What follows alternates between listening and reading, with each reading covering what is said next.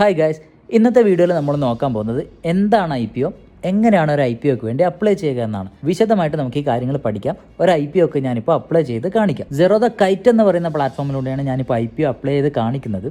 Almost എല്ലാ പ്ലാറ്റ്ഫോമിലും same process തന്നെയാണ്. അതുകൊണ്ട് ഇതുപോലെ നിങ്ങൾ ഫോളോ ചെയ്താൽ മതി. IPO എന്നാൽ എന്താണെന്ന് അറിയാത്തവർക്ക് വേണ്ടി അതിൻ്റെ ഒരു ഇൻട്രൊഡക്ഷൻ ഞാൻ പറയാം. ഇനി IPO അപ്ലൈ ചെയ്യുന്നത് മാത്രം കണ്ടാൽ മതി എന്നാണെങ്കിൽ സ്ക്രീനിൽ ഇപ്പോൾ കാണുന്ന ഈ ഒരു ടൈമിലേക്ക് നിങ്ങൾ വീഡിയോ സ്കിപ്പ് ചെയ്താൽ മതി. IPO എന്ന് പറഞ്ഞാൽ ഇനീഷ്യൽ പബ്ലിക് ഓഫറിംഗ് എന്നാണ് അതിൻ്റെ ഫുൾ ഫോം. അതായത് ഒരു കമ്പനി പുതിയതായിട്ട് സ്റ്റോക്ക് മാർക്കറ്റിലേക്ക് ലിസ്റ്റ് ചെയ്യുവാണെങ്കിൽ അതിൻ്റെ ആദ്യത്തെ പ്രോസസ്സാണ് ഈ IPO എന്ന് പറയുന്നത്. അപ്പോൾ ഈ ഒരു കമ്പനി സ്റ്റോക്ക് മാർക്കറ്റിൽ ലിസ്റ്റ് ചെയ്യുന്നതിന് മുൻപേ തന്നെ ഇൻവെസ്റ്റേഴ്സിന് ആ കമ്പനിയിൽ ഇൻവെസ്റ്റ് ചെയ്യാനുള്ള ഒരു അവസരമാണ് ഈ IPO എന്ന് പറയുന്നത്. അപ്പോൾ നിങ്ങളുടെ മനസ്സിൽ വരാൻ ചാൻസ് ഉള്ള ഒരു ചോദ്യമാണ്, എന്തിനാണ് ഈ IPO കൊണ്ടുള്ള ഉപകാരം എന്താണ്, IPO വഴി ഈ കമ്പനികൾ എന്തിനാണ് സ്റ്റോക്ക് മാർക്കറ്റിൽ ലിസ്റ്റ് ചെയ്യുന്നതെന്ന്. അപ്പോൾ അതിൻ്റെ ഉത്തരം എന്താണെന്ന് വെച്ചാൽ IPO വഴി ഈ കമ്പനികൾ നമ്മളെപ്പോലെയുള്ള ഇൻവെസ്റ്റേഴ്സിൻ്റെ കയ്യിൽ നിന്ന് ഫണ്ട് സ്വീകരിക്കുകയാണ് ചെയ്യുന്നത്. അപ്പോൾ ആ കമ്പനിയുടെ ഒരു ഷെയർ നമുക്ക് തന്നുകൊണ്ട് അവർ നമ്മുടെ കയ്യിൽ നിന്ന് ഫണ്ട് സ്വീകരിക്കും. ഇങ്ങനെ നമ്മൾ ഇൻവെസ്റ്റേഴ്സിൻ്റെ കയ്യിൽ നിന്ന് കിട്ടുന്ന ഫണ്ട് കൊണ്ട് അവർ ബിസിനസ് ഡെവലപ്പ് ചെയ്യാനും ബിസിനസ് വേണ്ട മറ്റു കാര്യങ്ങൾ ചെയ്യാനൊക്കെ ഉപയോഗിക്കും. അങ്ങനെ ആ ബിസിനസ് വീണ്ടും വളരുവാണെങ്കിൽ നമ്മൾ ഷെയർ ഹോൾഡർ ആയതുകൊണ്ട് നമുക്കും അതിൻ്റെ ഒരു ഭാഗം കിട്ടും. ഇനി IPO കൊണ്ട് നമ്മൾ ഇൻവെസ്റ്റ് ചെയ്യുന്നവർക്ക് എന്താണ് ഗുണം? ഈ IPOയിലൂടെ അല്ലെങ്കിലും സ്റ്റോക്ക് മാർക്കറ്റിൽ ലിസ്റ്റ് ചെയ്തതിന് ശേഷം ഈ കമ്പനിയുടെ ഷെയറുകൾ നമുക്ക് വാങ്ങാമല്ലോ. അപ്പോൾ IPOയിൽ തന്നെ നമുക്ക് ഷെയർ കിട്ടിയാലുള്ള ഒരു ഗുണം എന്താണെന്ന് വെച്ചാൽ, നമ്മൾ ഇൻവെസ്റ്റ് ചെയ്തത് നല്ലൊരു കമ്പനിയിലാണെങ്കിൽ ഈ കമ്പനി ലിസ്റ്റ് ചെയ്ത് കഴിഞ്ഞാൽ അതിൻ്റെ പ്രൈസ് മേലോട്ട് പോകുമല്ലോ. അപ്പോൾ ലോങ് ടേമിലേക്ക് ഇൻവെസ്റ്റ് ചെയ്യുന്ന ഒരാളെ സംബന്ധിച്ച് IPOയിലൂടെ നമുക്ക് ആ ഷെയർ കിട്ടിക്കഴിഞ്ഞാൽ ആ കമ്പനിയുടെ ഏറ്റവും ചെറിയ പ്രൈസിൽ ആ ഷെയറുകൾ നമ്മുടെ കയ്യിലുണ്ടാവും. അത് ഒരു ഇൻവെസ്റ്ററെ സംബന്ധിച്ച് ലാഭകരമായിട്ടുള്ള ഒരു കാര്യം തന്നെയാണ്. ഇനി വേറൊരു രീതിയിൽ കൂടെ നമുക്ക് IPOയിൽ ഇൻവെസ്റ്റ് ചെയ്യാം. ലോങ് ടേം ഇൻവെസ്റ്റ്മെൻ്റ് അല്ലാതെ ലിസ്റ്റിംഗ് ഗെയിൻ മാത്രം എയിം ചെയ്തുകൊണ്ട് ഇൻവെസ്റ്റ് ചെയ്യുന്ന രീതിയാണത്.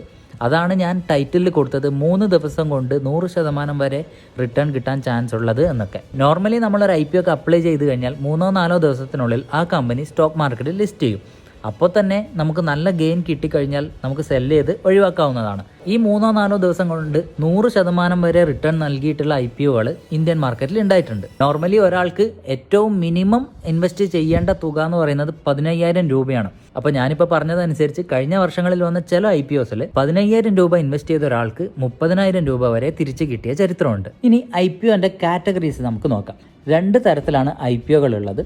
ഒന്നിൻ്റെ പേര് SME IPOs എന്നാണ്, രണ്ടാമത്തത് മെയിൻ ബോർഡ് IPOs എന്നാണ്. നമ്മൾ കൂടുതലായിട്ടും ഫോക്കസ് ചെയ്യേണ്ടത് മെയിൻ ബോർഡ് IPOസിലാണ്. ഇത് രണ്ടും തമ്മിലുള്ള വ്യത്യാസം എന്താണെന്ന് വെച്ചാൽ, SME IPOസിൽ, അതായത് SME എന്ന് പറഞ്ഞാൽ സ്മോൾ ആൻഡ് മീഡിയം എൻ്റർപ്രൈസ് എന്നാണ്. SME IPOs റിസ്കി ആയിട്ടുള്ള കാറ്റഗറിയിലാണ് സെബി അതിനെ പെടുത്തിയിട്ടുള്ളത്. മാത്രമല്ല SME IPOകളിൽ നമ്മൾ ഇൻവെസ്റ്റ് ചെയ്യണമെങ്കിൽ മിനിമം 1 ലക്ഷത്തിന് മേലെയുള്ള എമൗണ്ട് ഇൻവെസ്റ്റ് ചെയ്യണം. മെയിൻ ബോർഡ് IPOs ആണെങ്കിൽ നമ്മൾ മിനിമം 15,000 രൂപ മാത്രമേ ഇൻവെസ്റ്റ് ചെയ്യേണ്ടതായിട്ടുള്ളൂ. SME റിസ്കി ആയതുകൊണ്ടാണ് മിനിമം ഇൻവെസ്റ്റ്മെൻറ്റ് ഇത്രയും വലിയൊരു എമൗണ്ട് വെച്ചിരിക്കുന്നത്. അത് സാധാരണക്കാരുടെ പൈസ നഷ്ടപ്പെടാൻ പാടില്ല എന്ന് വിചാരിച്ചിട്ടാണ് സെബി അങ്ങനെ ചെയ്തത്. SMEയിലുള്ള വേറെ പല റിസ്കുകളുണ്ട്.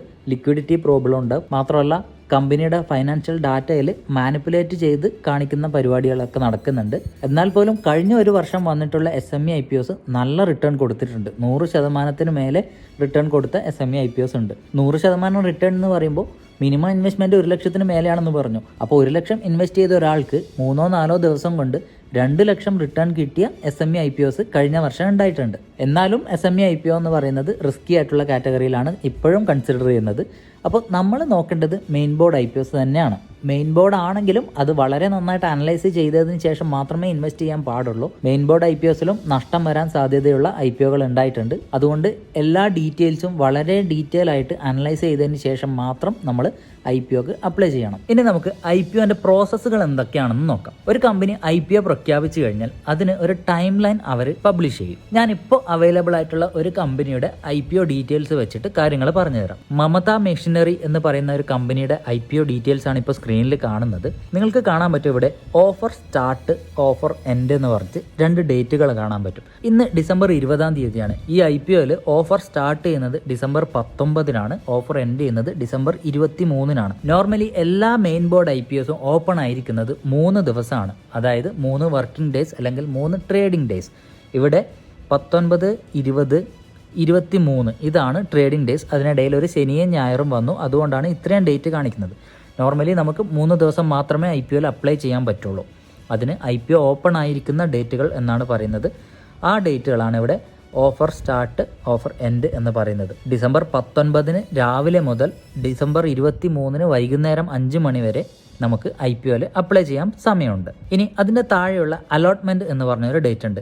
ഓഫർ എൻഡ് ചെയ്യുന്നത് 23-നാണ്. അത് കഴിഞ്ഞ് തൊട്ടടുത്ത ദിവസമാണ് അലോട്ട്മെൻറ്റ് ഉണ്ടാകുന്നത്. ഒരു IPOയിൽ നമ്മൾ അപ്ലൈ ചെയ്തു എന്ന് വെച്ച് നമുക്ക് അതിൻ്റെ ഷെയറുകൾ കിട്ടണമെന്ന് ഒരു നിർബന്ധവും ഇല്ല. നമുക്ക് ആ കമ്പനിയുടെ ഷെയറുകൾ കിട്ടിയോ ഇല്ലയോ എന്നറിയുന്നത് ഈ അലോട്ട്മെൻറ്റിലൂടെയാണ്. അപ്പോൾ ആ അലോട്ട്മെൻറ്റ് വരുന്ന ദിവസമാണ് ഈ ഒരു ഡേറ്റ് ഇവിടെ കാണിച്ചിരിക്കുന്നത്. അപ്പോൾ ഈ 3 ദിവസങ്ങളിലായിട്ട് നമ്മൾ IPOക്ക് വേണ്ടി അപ്ലൈ ചെയ്യണം.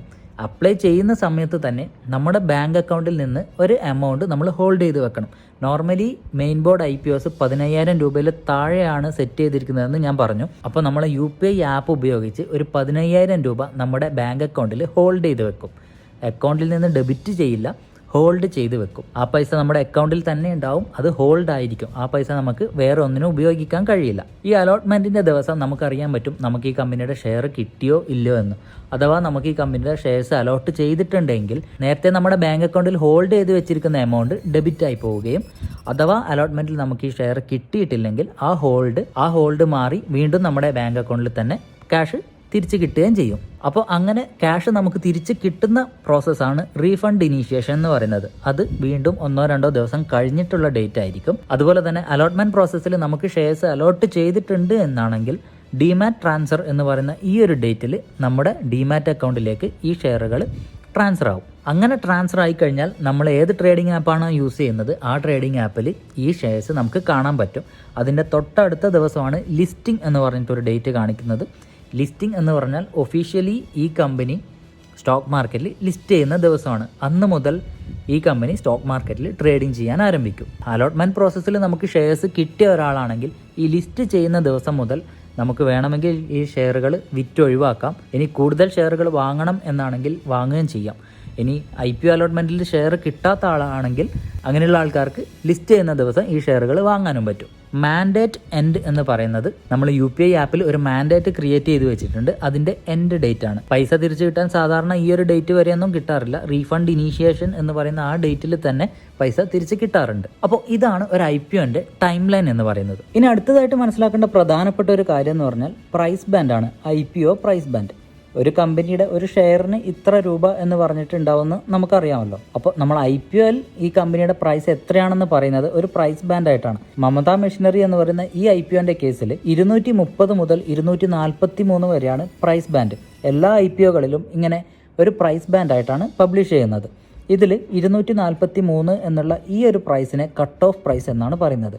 ഈ ഏറ്റവും ഉയർന്ന പ്രൈസ് ആയിട്ടുള്ള കട്ട് ഓഫ് പ്രൈസിൽ അപ്ലൈ ചെയ്യുന്നവർക്കാണ് അലോട്ട്മെൻറ്റിൽ ഷെയർസ് കിട്ടാൻ ചാൻസ് കൂടുതൽ. അതിൻ്റെ കൂടെ ഞാൻ നേരത്തെ പറഞ്ഞു മിനിമം ഇൻവെസ്റ്റ്മെൻറ്റ് 15,000-ൽ താഴെയായിരിക്കും എന്ന്. അപ്പോൾ ഈ കേസിൽ 15,000 രൂപയിൽ താഴെ വരണമെങ്കിൽ 243 രൂപയുടെ 61 ഷെയറുകൾ ഉണ്ടാവണം. അതായത് 15,000 ഡിവൈഡഡ് ബൈ 243. അപ്പോൾ 61 എന്നാണ് നമുക്ക് ആൻസർ വരുന്നത്. ഇതിനെയാണ് ലോട്ട് സൈസ് എന്ന് പറയുന്നത്. ഒരു ലോട്ടിൽ 61 ഷെയറുകൾ ഉണ്ടാവും. അപ്പോൾ IPOനെ കുറിച്ച് ഏകദേശം ഒരു ഐഡിയ നിങ്ങൾക്ക് കിട്ടിയെന്ന് വിചാരിക്കുന്നു. ഇനി എങ്ങനെയാണ് ഒരു IPOക്ക് വേണ്ടി അപ്ലൈ ചെയ്യുന്നതെന്ന് നമുക്ക് നോക്കാം. ഞാൻ നേരത്തെ പറഞ്ഞു Zerodha Kite എന്ന് പറയുന്ന പ്ലാറ്റ്ഫോമിലൂടെയാണ് ഞാൻ IPO അപ്ലൈ ചെയ്യാൻ പോകുന്നത്. അപ്പോൾ ആപ്പ് ഓപ്പൺ ചെയ്ത് കഴിഞ്ഞാൽ ഇതുപോലെയാണ് ഇൻ്റർഫേസ് ഉണ്ടാകുന്നത്. താഴെയുള്ള ടാബുകളിൽ ബിഡ്സ് എന്നുള്ള ടാബിലാണ് ക്ലിക്ക് ചെയ്യേണ്ടത്. അവിടെ ക്ലിക്ക് ചെയ്ത് കഴിഞ്ഞാൽ മേലെ IPO, ഗവൺമെൻറ് സെക്യൂരിറ്റീസ്, ഓപ്ഷൻസ് എന്നൊക്കെയുള്ള ടാബുകൾ കാണാൻ പറ്റും. അതിൽ IPOയിൽ തന്നെയാണ് ഡീഫോൾട്ടായിട്ട് ഉണ്ടാകുന്നത്. ഈ ഒരു പേജിൽ ഇപ്പോൾ അവൈലബിൾ ആയിട്ടുള്ള, ഇപ്പോൾ ഓപ്പൺ ആയിട്ടുള്ള IPOകൾ കാണാൻ പറ്റും. ഇന്ന് ഡിസംബർ 20-ാം തീയതിയാണ്. ഇപ്പോൾ ഓപ്പൺ ആയിട്ടുള്ള IPOs ആണ് ഇവിടെ കാണിക്കുന്നത്. ഞാൻ നേരത്തെ സ്റ്റാർട്ടിങ്ങിൽ SME എന്ന് പറയുന്ന ഒരു കാറ്റഗറിയെക്കുറിച്ച് പറഞ്ഞിരുന്നു. ആ കാറ്റഗറിയിൽ വരുന്ന IPOസിൻ്റെ പേരിൻ്റെ സൈഡിലായിട്ട് SME എന്ന് കാണിക്കുന്നുണ്ട്. അത് കാണിക്കാത്ത എല്ലാ IPOകളും മെയിൻ ബോർഡ് IPOs തന്നെയാണ്. അപ്പോൾ ഇതിൽ ഇത്രയും IPOകളുണ്ട്. താഴോട്ട് പോയി കഴിഞ്ഞാൽ ചിലതിൻ്റെ നേരെ ക്ലോസ്ഡ് എന്ന് കാണാം. അതായത് അതിന് അപ്ലൈ ചെയ്യാനുള്ള ദിവസം കഴിഞ്ഞു എന്നാണ് അർത്ഥം. ഇപ്പോൾ ഞാൻ മമത മെഷീനറി എന്ന ഈ കമ്പനിയുടെ IPOയിലാണ് അപ്ലൈ ചെയ്യാൻ ഉദ്ദേശിക്കുന്നത്. അപ്പോൾ ആ കമ്പനിയുടെ പേരിൻ്റെ നേരെയുള്ള അപ്ലൈ എന്നുള്ള ബട്ടണിൽ ഞാൻ ക്ലിക്ക് ചെയ്തു. ഇപ്പോൾ ഇൻവെസ്റ്റർ ടൈപ്പ് സെലക്ട് ചെയ്യാൻ വേണ്ടി ഒരു ഓപ്ഷൻ ഓപ്പൺ ആയിട്ട് വന്നിട്ടുണ്ട്. ഇത് എല്ലാ IPOകളിലും ഉണ്ടാവില്ല. ഈ IPOൻ്റെ കേസിൽ മമത മെഷീനറി എന്ന് പറയുന്ന ഈ കമ്പനിയുടെ ഈ IPOൻ്റെ കേസിൽ മമത മെഷീനറി എന്ന കമ്പനിയിൽ ജോലി ചെയ്യുന്ന എംപ്ലോയീസിന് ഒരു കൺസിഡറേഷൻ ഉണ്ട്. അതുകൊണ്ടാണ് എംപ്ലോയി എന്ന് പറയുന്ന ഒരു കാറ്റഗറി അവിടെ വന്നത്. ഇത് പലർക്കും കൺഫ്യൂഷൻ ഉണ്ടാക്കുന്ന ഒരു കാര്യമാണ്. പല ആൾക്കാരും എനിക്ക് മെസ്സേജ് അയച്ചിട്ടുണ്ട്, ഞാൻ എംപ്ലോയി ആണ്, അപ്പോൾ അതുകൊണ്ട് ഞാൻ എംപ്ലോയി എന്ന കാറ്റഗറിയിലല്ലേ അപ്ലൈ ചെയ്യേണ്ടത് എന്ന് ചോദിക്കുന്ന ആൾക്കാരുണ്ട്. പക്ഷേ നമ്മൾ ഏതെങ്കിലും കമ്പനിയിൽ എംപ്ലോയി ആയിട്ട് കാര്യമില്ല, ഈ കമ്പനിയിൽ എംപ്ലോയി ആണെങ്കിൽ മാത്രമാണ് ഈ കാറ്റഗറിയിൽ അപ്ലൈ ചെയ്യേണ്ടത്. അല്ലാത്ത എല്ലാവരും ഇൻഡിവിജ്വൽ ഇൻവെസ്റ്റർ എന്നുള്ള കാറ്റഗറിയിലാണ് അപ്ലൈ ചെയ്യേണ്ടത്. അപ്പോൾ ഞാൻ ആദ്യത്തെ ഓപ്ഷൻ ഇൻഡിവിജ്വൽ ഇൻവെസ്റ്ററിൽ ക്ലിക്ക് ചെയ്തു. ഇപ്പോൾ ഇങ്ങനെ ഒരു പേജ് ഓപ്പൺ ആയിട്ട് വന്നിട്ടുണ്ട്. മേലെ തന്നെ അപ്ലൈ എന്നുണ്ട്.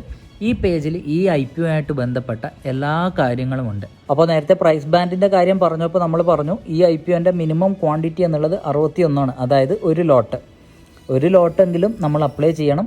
ഈ 61 ഷെയറുകൾ അപ്ലൈ ചെയ്യാനുള്ള പ്രൈസ് എന്ന് പറയുന്നത് 15,000 രൂപയിൽ താഴെയായിരിക്കും.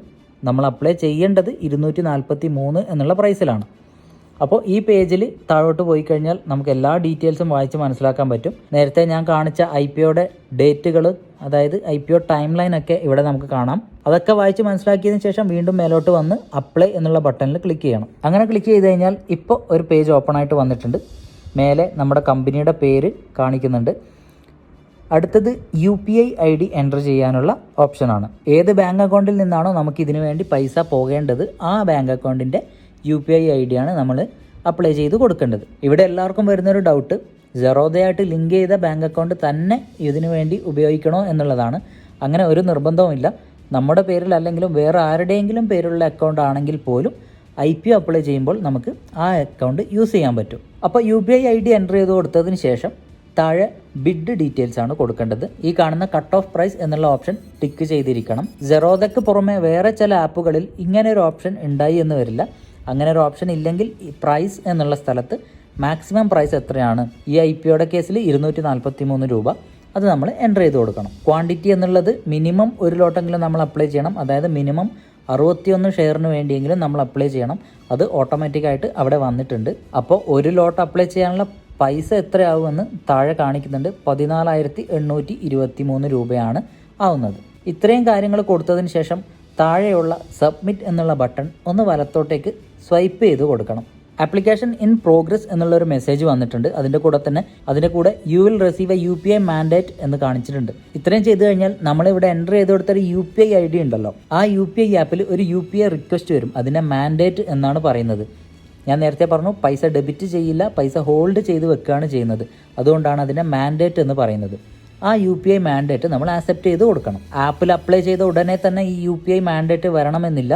ചിലപ്പോൾ 1-2 മണിക്കൂർ വൈകിയേക്കാം. ഇനി നമ്മൾ സെറോദ കൈറ്റ് ആപ്പിൽ ബിഡ്സ് എന്നുള്ള ടാബിൽ IPO എന്നുള്ള ടാബിൽ പോയി കഴിഞ്ഞാൽ അപ്ലൈഡ് എന്നുള്ള ഓപ്ഷനിൽ ക്ലിക്ക് ചെയ്ത് കഴിഞ്ഞാൽ ഇപ്പോൾ നമ്മൾ അപ്ലൈ ചെയ്ത IPOൻ്റെ പേര് കാണാൻ പറ്റും. അതിൻ്റെ സൈഡിലായിട്ട് പെൻഡിങ് എന്നാണ് കാണിക്കുന്നത്. അതിൻ്റെ മേലെ ക്ലിക്ക് ചെയ്ത് കഴിഞ്ഞാൽ പേയ്മെൻറ്റ് സ്റ്റാറ്റസ് എന്നുള്ള സ്ഥലത്ത് ബിഡ് ഇൻ പ്രോഗ്രസ് എന്നാണ് കാണിക്കുന്നത്.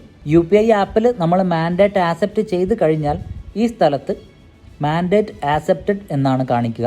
ഇത്രയും ആയിക്കഴിഞ്ഞാൽ ഈ IPOക്ക് വേണ്ടി നമ്മൾ അപ്ലൈ ചെയ്ത് കഴിഞ്ഞു. നമ്മുടെ ആപ്ലിക്കേഷൻ ഇവിടെ സക്സസ്ഫുൾ ആണ്. ഇവിടെ മാൻഡേറ്റ് ആക്സെപ്റ്റഡ് എന്ന് കാണിക്കുന്നുണ്ടെന്ന് നമ്മൾ ഉറപ്പുവരുത്തണം. ഇത്രയും ആയിക്കഴിഞ്ഞാൽ നമ്മൾ ചെയ്യേണ്ട കാര്യങ്ങൾ നമ്മൾ ചെയ്തു. ഇനി അലോട്ട്മെന്റിൽ നമുക്ക് ഷെയർസ് കിട്ടുന്നതോ കിട്ടാതിരിക്കുന്നതോ ഒന്നും നമ്മുടെ കയ്യിലല്ല, അത് നമ്മുടെ ഭാഗ്യം പോലെ ഇരിക്കും. അപ്പോൾ ഇങ്ങനെയാണ് ഒരു IPOക്ക് വേണ്ടി അപ്ലൈ ചെയ്യുന്നത്. ഒരുപാട് സംശയങ്ങൾ ഇതിനിടയിൽ നിങ്ങൾക്ക് വന്നിട്ടുണ്ടാവും എന്ന് എനിക്കറിയാം. ഈ വീഡിയോയിൽ ഞാൻ പറഞ്ഞിരിക്കുന്ന കാര്യങ്ങളിൽ എന്തെങ്കിലും സംശയങ്ങൾ നിങ്ങൾക്കുണ്ടെങ്കിൽ നിങ്ങൾക്ക് എന്നെ ഇൻസ്റ്റാഗ്രാം അക്കൗണ്ട് വഴി കോൺടാക്ട് ചെയ്യാവുന്നതാണ്. ഇൻസ്റ്റാഗ്രാമിൽ മാത്രമാണ് ഞാൻ ആക്റ്റീവായിട്ടുള്ളത്. അപ്പോൾ ധൈര്യമായിട്ട് നിങ്ങൾക്ക് എന്നോട് ഇൻസ്റ്റാഗ്രാമിൽ DM ചെയ്യാം.